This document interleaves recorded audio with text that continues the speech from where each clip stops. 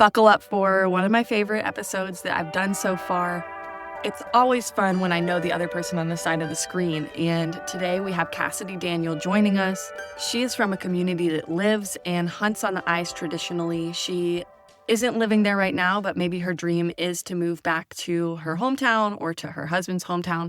This is a story of her childhood and summers up above the Arctic Circle.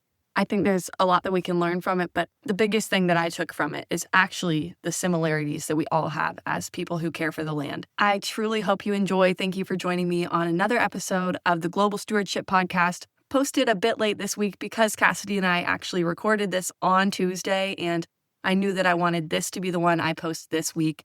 So thanks for waiting and being patient. I appreciate each and every one of you. Let's dive right in. Literally one of my biggest regrets from my time in college was not spending more time with you and getting to know you. I have actually mentioned you online at one point. Like, there was this girl at my school, and when I met her for the first time, she introduced herself. It was in our Old Testament class. We were playing Two Truths and a Lie.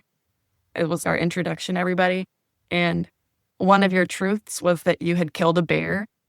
I just remember thinking, okay, this girl is so great. And I didn't grow up in a hunting community, but I was just getting into that, spending more time outdoors, wanting to understand where my food came from. That really stuck out to me, that you knew where your food came from as a kid. And I know I mentioned you online. The first time that my family ever harvested our first bear, I was like doing what that girl did. We ate it for the first time. That was really cool. So you're that person finally on the podcast. Could you share a little bit about who you are and where you're from? Yeah, that's awesome. I never would have thought. I've also was like, dang, I wish I got to know her more, because I think it's really cool what you do farming, because we're not, like, I didn't grow up doing that. And I think, in my opinion, a lot of natives, Alaska natives, kind of like that lifestyle. Like, it'd be so cool to farm, but we can't really do it here. But anyways, my name is Cassidy Daniel. I grew up in Kotzebue, Alaska. So it's northwestern Alaska. I think it's 33 miles above the Arctic Circle.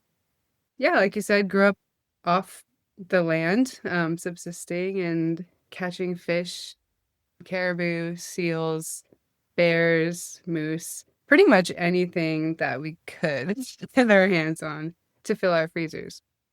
Yeah, that's who I am. What does it look like there throughout the seasons? What is your town like? How does it change throughout the year? Is it super dark already now? So we can visualize it. Yeah. So if we're starting off in January, very cold, very dark. I think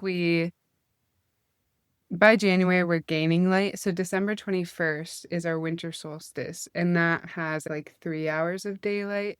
So it doesn't even, I don't even think the sun comes up. It's just kind of dusk, like the whole day. So there's many months out of the year where we go to work in the dark, come back in the dark. That's why you've heard of the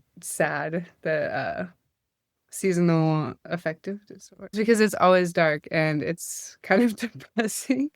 But that's just what I've always known. So yeah, that's what it's like in the winter months. Just very cold, like -50s. You can get wind chill of like -70, blizzards. We're inside a lot of the winter for obvious reasons.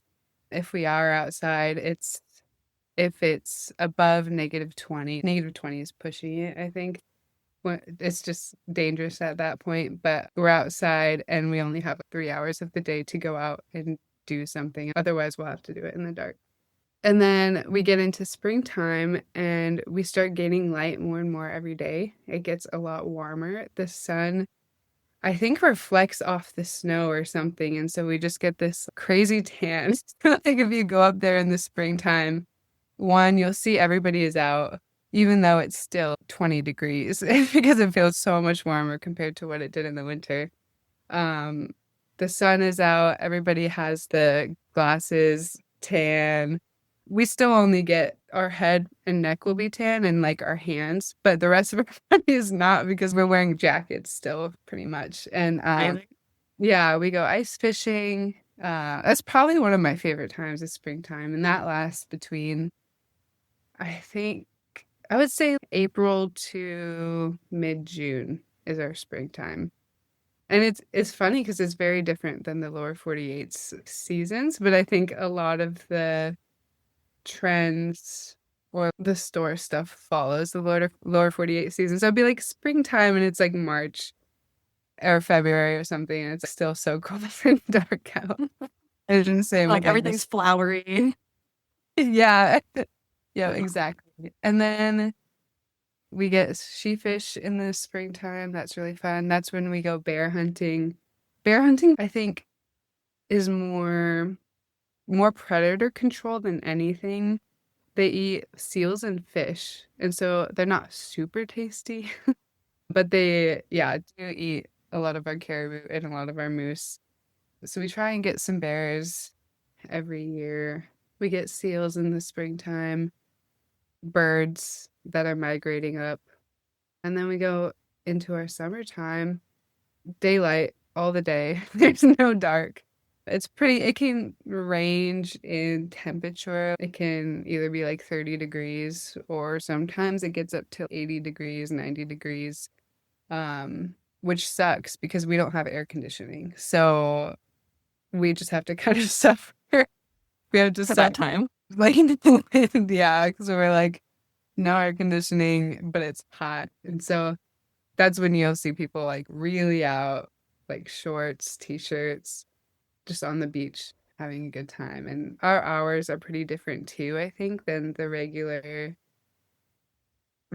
lifestyle because the sun is up so late. So 2 a.m. will feel like 10 p.m. or even 7 p.m. It's like usually stay up really late and then wake up in the afternoon.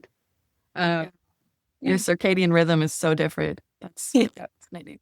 Yeah, it's really interesting. And during the summertime, my family actually hosts a Bible camp. And so we get like people from down south who come and help out, and even from Anchorage, and they're waking up at like 8 a.m. People aren't waking up until 11 or 12. So they're kind of like, what do we do for 3 hours? They eventually catch on and they get onto our sleep schedule. But yeah, that's summertime. There's fishing, salmon fishing in the summertime usually. That's our main like subsistence thing. And that's pretty much like we catch the salmon that we use for the whole year because that's the only time to get it is within those few months. And I don't think there's much more subsistence besides like late summer, which is July. We start to get berries, and so there's blueberries, there's what we call ukpiks, which are cloudberries. They're the little orange ones, right? Yellow orange. Yeah, they're so good. What do they taste like? Oh man, I don't.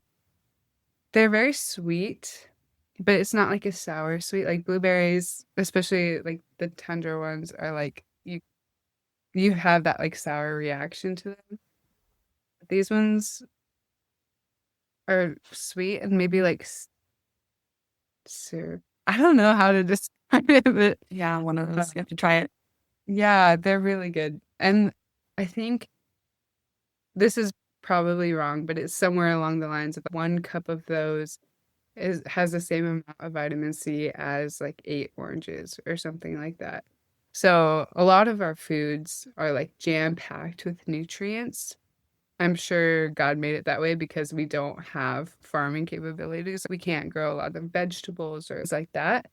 The land is not barren. Like there's stuff there, but there's not as much like vegetation as other warmer places. So fall time is berry season. That's our main thing. We try to pick as much berries because again, that's what we'll have for the coming year. Fall time is also caribou. It's starting to get colder and darker. We're kind of preparing for the dark, cold winter months. So we get caribou and seals. I think those are my family's main ones is caribou and seal. But it's really interesting too because I think our lifestyle might be different from people from the lower 48 because winter is so cold and dark. I think life just slows down a lot. Um, so it feels very slow and like relaxing. Whereas in the summer, we're so busy getting food to put into our freezer that it just feels so fast and busy. And we have so many hours in a day because of the daylight and all that stuff. So it's nice, I think, to have a season of slowing down and then a season of just fast paced, getting all of our stuff together. So, The yeah. rhythms of life. Yeah. I don't know if it's similar there or if it's kind of all year round you're doing stuff, but that's how it Yeah.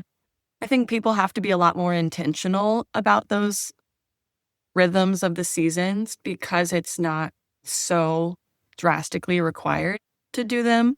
We were just talking about that on the farm this morning. Our farm team was reflecting on, as farmers, we're doing that. We host people here year round that want to be farmers, but they don't have their own farms yet. And so this is their first season ever experiencing life outdoors full time because, they come from desk jobs or whatever. And a lot of times every winter, people's reflections are that, oh, wow, I'm finding that I'm able to slow down and this is like a reflective season of life. Maybe that's how it's supposed to be. It's like, yeah, maybe it is. God makes everything for a reason and just really cool. But, when you're in a desk job and an artificial environment, for sure, most people have no concept of it. But I think that's really fascinating. Do you find that the rush of summer, is that super exciting? Is that stressful? How do other people see it? Um, I find it very exciting, and I think a lot of people do too.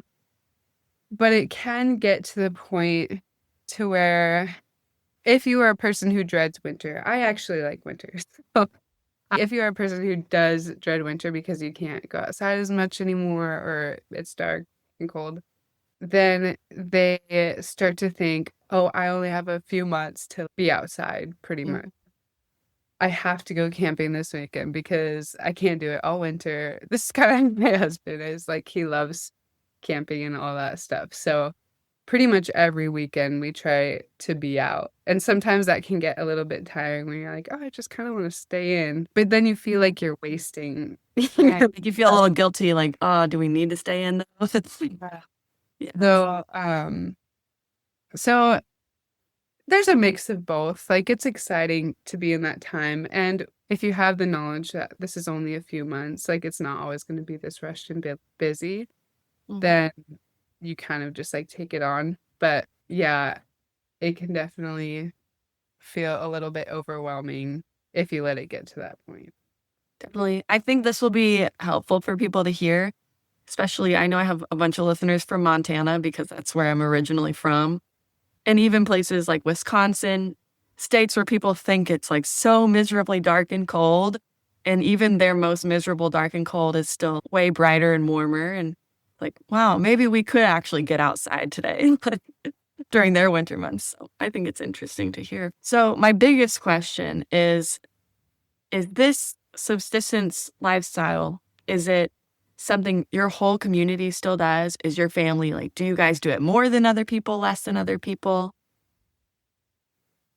I think my family does it more than other people because of kind of the Western influence that we've had in our community over the past 50 years, 60 years, within the past 100 years when the Westerners came and kind of had us go into their system of like the 8 to 5 work life. Mhm. It's a lot harder for people to go out and do this stuff. Also because a lot of our elders were sent off to boarding schools. And so they missed the important knowledge of learning how to do this stuff. And if you never really learn how to do it, and then you go back and you don't either you don't have anybody to teach you or you're too busy with your day job to go out and do it, then it's not going to get passed down. So I think between the knowledge not being passed down and the fact that people need to provide for their families with money, I think it's declining the amount of people that we see regularly subsisting. So my family has been pretty fortunate to have my dad, who learned a lot of this stuff from his dad, and who actually went out to be intentional to learn from elders about how to hunt and how to be out on the land. So his children, which is me, my two sisters, and my two brothers, we've been very fortunate to get to learn a lot of this stuff because I think a lot of people our age just have almost have no idea, or they don't even really get out like on the water or like on the tundra throughout the year. And like our town is, it's a mile wide and 2 miles long. So they pretty much stay on that like that spit of land the whole time. And they're not able to go out exploring the rest of the Arctic because they just don't know how. And it is very dangerous. So you kind of have to know how to do it or have somebody to take you. But yeah, I feel like my family does do it a lot more than other families in the area. It's not uncommon that we do it, but we just practice it more often. Yeah. What are some of the dangers? Do you have any crazy close encounter stories? I've I have really only been out with my dad because I don't trust myself yet, I guess, to go out by myself. I have been out by myself a couple of times. There was this time my parents were out of town and I'm like, I'm just gonna do it. I'm gonna go out on my own and I'll be okay. I know what to do. I've done it so many times before. And I did, and my snow machine got stuck like 2 times. It was the winter time and my parents were out of town. It was so bad. I didn't even tell them that I was going. Oh no. For the only person I told was my little brother, who was like, gosh, he must have been like 10 at the time or something like that. And I'm like, if I'm not back by, and we don't have service out there or anything. So I'm like, Yeah. not back by 9 p.m., call search and rescue. That was my safety, is that my 10-year-old brother would call search Would and rescue. remember to look at the clock. Which I don't know why I left him, but it's fine. I think my grandma was watching us or something, and I didn't want to tell her because she would worry. But yeah, my snow machine got stuck, and there's some lighter snow machines and there are some heavier ones, and this one was definitely a heavier one. So I think it was more stuck. If you can't get out, then you're stuck out there. There's no way to get home. You can walk, but it's like miles and miles. Thankfully, I was able to get out, and it was actually pretty cool. And I always think about this time to where it was like the first time out on the land on my own. And even though there was trail markers, there was this raven that was in front of me the whole way home, just up above me and to my right. And I was just like, oh my gosh, it felt like I was being washed over. I was like, oh, thank you, God, for sending this little thing to remind me that I'm not alone and like you will be okay. Yeah. But yeah, there have been other times like this time my dad was with me and I had shot a moose the day before, but it was starting to get dark and we could not find it. So we just ended up going home. We're like, we'll come back tomorrow to the same area and track it. The only problem was there was going to be a blizzard the next day. So we only had like these 2 hours to go find this moose. So we went to this spot. We were like looking at its tracks. We found some like blood spots, but then they stopped. Like we could not find the moose for the life of us. I think I just like nicked it or something. I don't think I really went super badly. So it's probably still running out there. But anyways, the blizzard started coming in and my dad, he knows the area behind town, like the back of his hand. Like he can probably navigate it blind. And he was like, I'm gonna let you drive in front of me to just get the experience of driving in a blizzard. And the trail markers are they're not very far apart, like maybe 10 feet apart. And they have a reflector on them. But you could only see the next trail marker. Like it was that blizzardy to where with your lights, you could only see the reflection from the trail marker like 10 feet away. You think you're doing good, and then all of a sudden, my snow machine started going to the left, maybe, but I lost the trail marker. Oh And no. I'm like, if I don't have that trail marker, there's no way I can get home because I don't know what's in front of me. I don't even know which direction I'm facing at this point. Like, I was pretty scared. And then I was like, Dad, you need to take the lead. And so he like was like, okay. And so he like went in front and he was like, this is that pond that we trapped the otter in, remember? And I'm like, no, I No, it's like actually I don't. I remember this is the bluff that like we go over and like this is the patch of grass. I don't know, like he was explaining like, and these are things we could see within like 10 feet. And he knew exactly where we were based on those 10 feet and how to get home from that area. That's amazing. Yeah, I know. And I was like, man, if I was out here by myself, I would be probably dead. That is such a humbling experience. Wow. Yeah, yeah, Those will definitely learn and grow you for sure. yeah. So both of them scary times, but of course I had things to help me get home. And yeah, in the wintertime and in the springtime, it's always very dangerous because the ice. I've never really experienced falling through the ice or anything like that, just because I've been taught to be very careful. But unfortunately, actually, within the last week, we had 3 hunters fall through and 2 of them passed away. Oh no.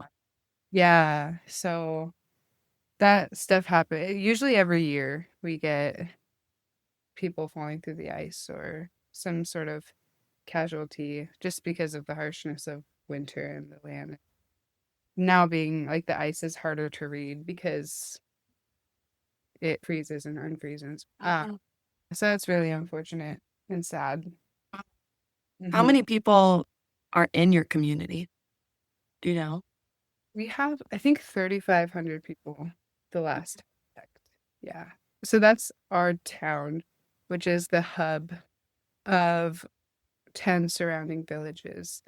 And the villages can have from 100 to 600 or, however many people. Mm.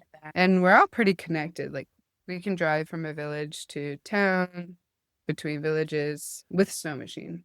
Otherwise, you can't access them by boat, like through the river systems. Are you guys all like, would all of those villages have been originally from that place, or did people gather from further out? Yeah, I think the people that are there now are in the same line of those who would have been there hundreds of years ago.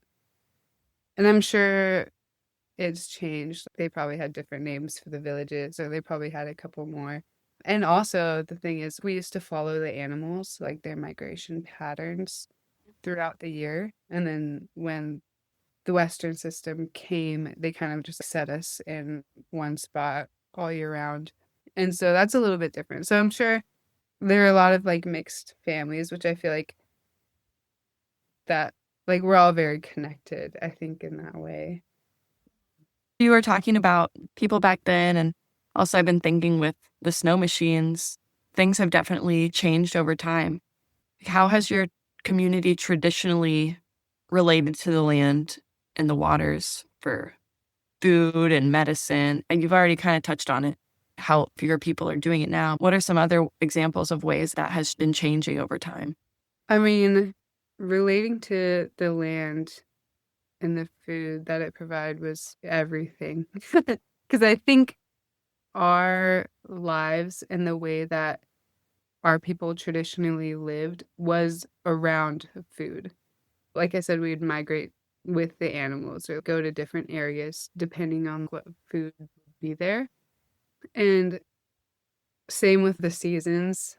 It's a direct effect, I think, the weather and the food and the land and waters onto our lives. And in the modern day, I think our life up there is still very affected by that stuff more than what it would be to someone from the lower 48.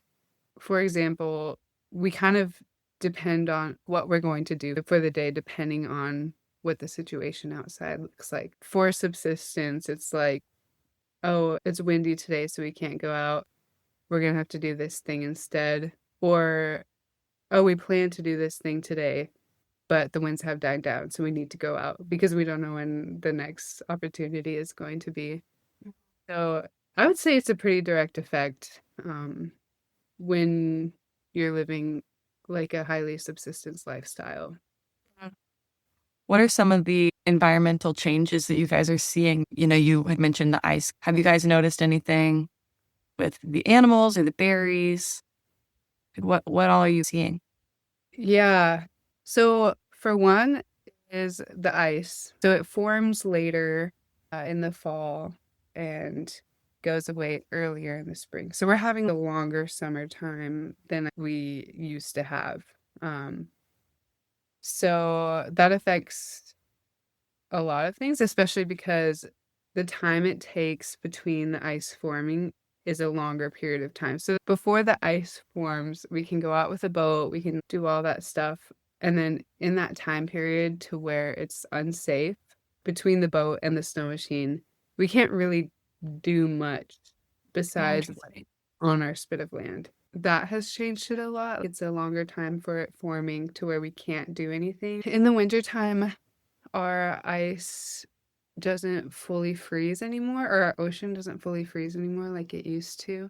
Seals and walrus. My community doesn't really get walrus much, but I wonder if we used to. But seals specifically, they stay where the ice flows are. And because in the springtime, those are further out from town than they used to, that makes it more dangerous and costly for us to get them because we have to, gas costs a ton of money. Yeah, gotta go further. The ocean is different than it would be in, it's called Kotzebue Sound. That's the body of water that's right in front of us. So the ocean has different conditions than the Kotzebue Sound would. So it's a little bit more dangerous. It's affecting a lot of things. It's affecting our caribou herd. In the summertime, we have a lot of mosquitoes, and I think those probably wreak havoc on our caribou herd a lot because it's just a longer time for them to mess with them. This is what I've heard, but because of the ground freezing and unfreezing all the time, it forms this like icy crust over the tundra, and I've heard that it's harder for them to get their food, which is lichen and things from the tundra, um, because they like are having to really work to get to their food because of the new icy crust that is over it. The fall storms are a lot worse than they've ever been, I'm guessing. Every year it seems like the water is getting higher and higher, which is going to eventually affect our infrastructure. And there are some communities that like they're starting to erode away pretty much. So they're having to fully relocate those communities. Oh, no way. Yeah, one of them is Kivalina. And then I don't know if you've heard about, it's not my area, but it's southwestern Alaska. It's Kipnuk and Quig. Mhm. They're the two that were really affected, but they had really bad storms from this typhoon, I think, and there were houses floating away. Most of the houses just got completely flooded and wrecked, and they had to fully evacuate those two villages. They had to move them to Anchorage. So yeah, like families being relocated. That's a whole different place. Yeah. Wow. The villages that were affected, you have to take an hour flight to Bethel and then maybe another hour small flight to the village. But yeah. That's a whole change. Yeah. Huge culture shift too, I'm sure. Oh, for sure. Yeah. And all of their belongings, really. And they can't take them their whole lives, pretty much. It's wild. But, Wow. That is crazy. yeah.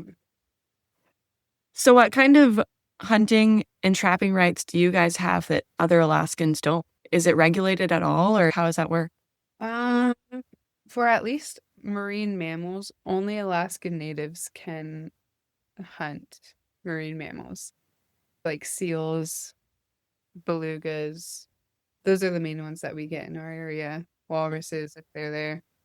And for the big game like caribou and moose, um, residents can. I'm sure there are some like specific to Kotzebue, but I think any Alaskan resident can go up and hunt. They have regulations in terms of it used to be 5 caribou per day per person. So Wow. get a lot of caribou if That'd be you a big day. yeah, I mean, I can't imagine anybody really getting that much caribou. Like, we've always gotten a lot because one, we had a big family, but two, we provide for elders in the community who can't hunt for themselves. So sometimes we get a little bit extra just because we know that there are people in need who aren't able to get those food themselves. But now it's actually because our caribou herd is declining, we're only able to get I think it's 4 per person per year, I think is what it is. Mm. So, I mean, from 5 per person per day, 4 per person. Yeah. That's a pretty drastic change, but it's still reasonable. Like, I don't know if you know how big caribou are, but Mhm. like maybe a little bit smaller than a horse. Right. Yeah. Do you know how many pounds of meat you usually get off of one? Oh gosh, I don't actually. It definitely fills a good bit of the freezer, though. Yeah. Yeah, like my husband and I, it's just us two, and one would be enough for a year, but we usually get two because we barely buy beef. Mhm. For sure. Lot of caribou and moose all the year. How many freezers does your family have, or like your extended family? My parents in Kotzebue, they have the one attached to the fridge, and then they have two chest freezers downstairs, and then like a stand-up freezer. It's a lot of freezer space. Uh, they have a decent amount of food, and if you take into account like the food that we get from like Anchorage, like chicken nuggets, easier stuff to Right. get. We store those in there too. We actually have different designated freezers for like, native food and then not native. We had the same thing on the farm because we do hunt. Certainly, we've got a wild game freezer, and then we have like the chicken freezer that we raise the chickens, and we've got pork freezers. And then there's like one freezer that's kind of like the junk freezer that's stuff Yeah. that we got from other people or the grocery store or saved from other farmers. So, what kind of things do they sell in the grocery stores in the Kotzebue area? I would say it it sells the regular anything that you would see at a regular small town grocery store. So like it has different types of meat in the freezer. It's a lot of processed food. I think for those families who don't subsist or don't have access to food from the country, then they eat a lot of processed things. It's really hard to get fresh produce. Yeah, I'm sure. Yeah, so like all the vegetables, they're usually like not the best quality because they have to be shipped from all the way, who knows where actually. Literally. Yeah. So those usually aren't the best quality. So when I'm home, I feel like I don't eat a lot of vegetables or anything like that. We eat a lot of canned vegetables or preserved vegetables, I think, more than fresh ones because not only the fresh ones are like not very fresh, but they cost a lot too. So Interesting. Yeah, I was wondering about the cloudberries. Do you guys just freeze those or do you can those? Same with like the salmon. I know now you have freezers. Do you do any of the traditional preservation methods still? yeah, so the salmon berries we usually just freeze. We'll make like jams and jellies out of them. My dad likes doing that. And then for the salmon and a lot of the other meat, we kind of do a mix of both. We'll freeze them and bake them as normal. But also we have Nickelback dinner. So Nickelback is what we call our traditional foods. Traditionally, they would just pretty much eat it frozen or raw. I Mhm. don't think they really cooked anything much.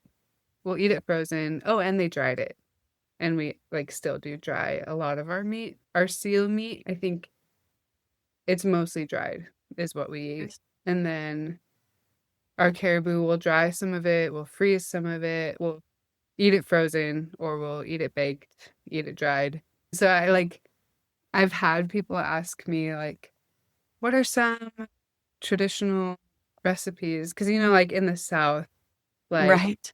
like Mexican, like they have all these like spices and like Yeah, send the recipe book. Right. Like, please. raw. That's pretty much what it just like raw food, I guess, is what we traditionally ate. Like, because we didn't have much. Like what a plate of Nickelback would look like is seal oil as our base. So we get the seal fat and we render it to make an oil. And that's what they used to do back then too.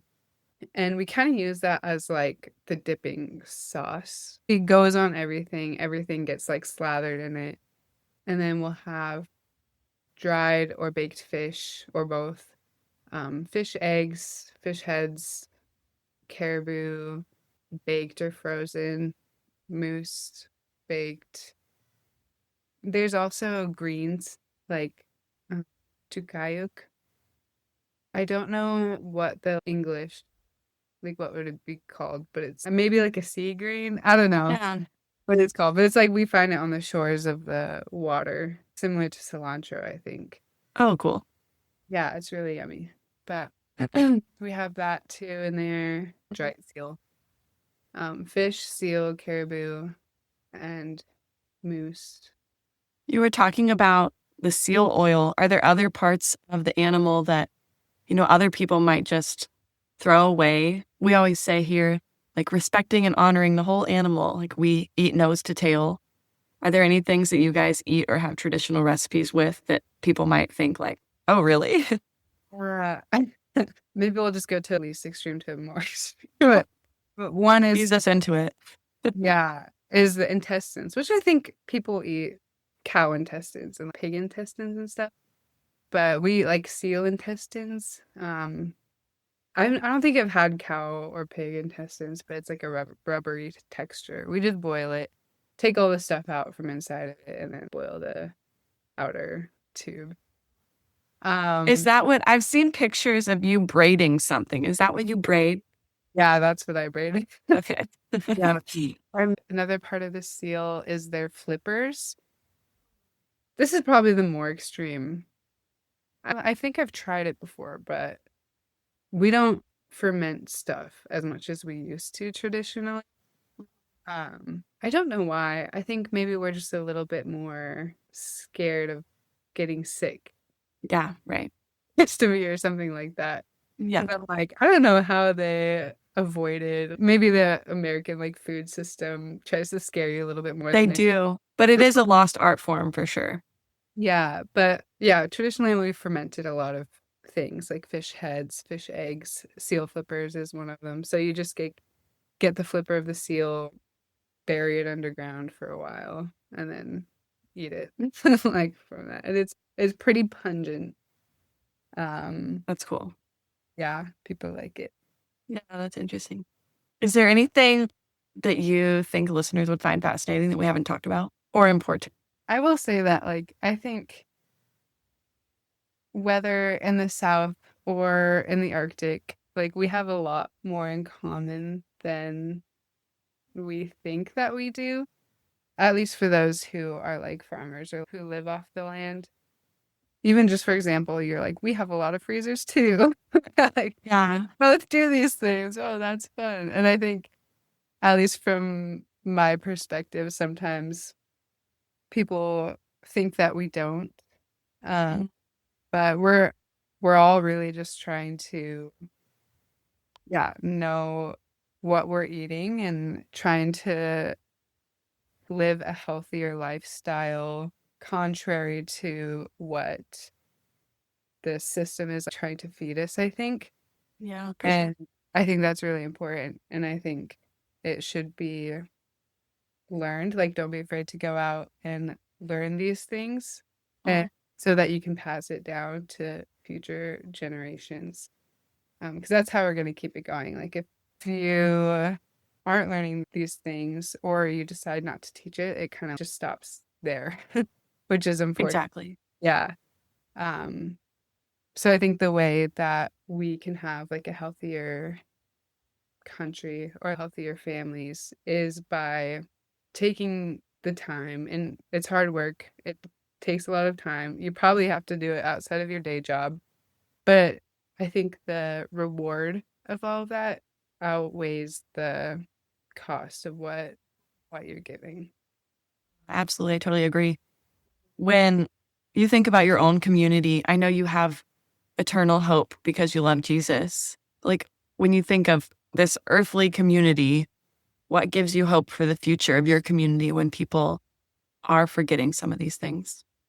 I think one thing is that God created us. He created this beautiful system where we still have all of the nutrients that we need. Um, and we're able to, I guess, learn how to take care of the land that He's given us and vice versa. Like, we are able to be sustained from that. But I think that in itself is really beautiful. And I hope that people in my community can start to lean in on that more and not only see God's power through his creation, but to see how much love that he has for us in his what he's created. Mhm. Yeah, I've been thinking this so much lately that like stewarding the land and having a relationship with creation, it's not necessarily about food. All these things are important. You knowing where your food comes from and protecting the land for sure. But like there's so much that that relationship does for us and for our bodies. Like even just getting to spend time outside. My husband, he's got a desk job. He drives into a city to work. And the days that he does get to stay home and like experience sun up to sundown, he's a whole different man. He feels so good. So certainly we were made for this life originally. So that's really cool. I guess speaking of that, last question. I know you said you love wintertime, but do you have any advice for the person listening who is dreading going into winter and just needs to be, encouraged a little bit about how to embrace the rhythms of nature as they head into the winter months? Yeah, I mean, I always kind of see winter as a time to reflect on the year that has happened before and also to really lean into community because you don't have much else, I think, especially being in a place that is so dark and cold. So those two things I think really help me get through winters, like reminding myself that it's okay to slow down and then also really pouring into the friendships that I have and the relationships that I have, as well as getting refilled by those. I really like plants in general. Like winter, they're like dormant and they're like, I don't know much, like a lot about the biology of it, but they're dormant in the winter. They're still living, but they're, um, They take a little break. taking a little break, slowing down, just being there, I guess. And then in the springtime, they're preparing for what's to come. Summer Mhm. bloom, and then fall time is a time to not die, but Like like trim back. Yeah, I hear maybe you. that wasn't a good idea. No, I think it's a beautiful analogy for sure. So it's so true. Yeah, That's yeah. cool. I've not really thought about that. I guess there is a song, I'm sure you know it. It's called Springtime by Chris somebody. Starts with an R. Yeah. But yeah, I listen to that song every spring and think, okay, this is the time we're like preparing to bloom. Yeah. Very cool. Well, thank you so much for talking with me today and answering the questions that I should have asked you in college. And I'm sorry that I didn't. Another amazing person to get to talk to who thankfully continues these traditions all over the world every week we get to hear from people who are continuing on really amazing things that people have been doing for so long. So I appreciate actually knowing the person on the other side of the screen for once. Thank you. Yeah, that was really fun. Thanks for inviting me. I hope you guys enjoyed this episode today, and it was a reminder for me that when I feel the nudge to reach out to somebody, to spend more time with somebody, get to know someone, that you don't have forever, that time may be limited, and to absolutely go where I feel called to. Cassidy and I only ever went really on one camping trip together, and so, of course, I learned a lot about her community and her childhood, and I hope you guys did too, but that was a personal reminder for me. This episode has renewed a passion in me to continue on with this podcast. My goal was to at least do a whole year, and episodes like these make me want to do this for the rest of my life. But in order to keep doing so, I need your feedback. I absolutely need your feedback, and more importantly, I need your recommendations. If you know a farmer or a land steward, if you are a farmer or a fisherman, or you have family in another country across the world who produce food or milk cows, please send their information my way. When you click the text us button, I'm not able to respond to you on there. So for those of you who've reached out to me via that button looking for a response, I actually have no way of knowing how to reach you. And so if you do want to converse genuinely back and forth and not just send a note, I would recommend direct messaging me on social media. My Instagram is Hannah@the-Garden, or you can email me. It's a tricky one, so I'm just going to put it in the podcast description. But I absolutely need your recommendations and would deeply, deeply appreciate you taking just a second to think about somebody in your life who you know, even through the grapevine, and send me their information. I hope you guys have a great week, and I can't wait to publish another episode next week.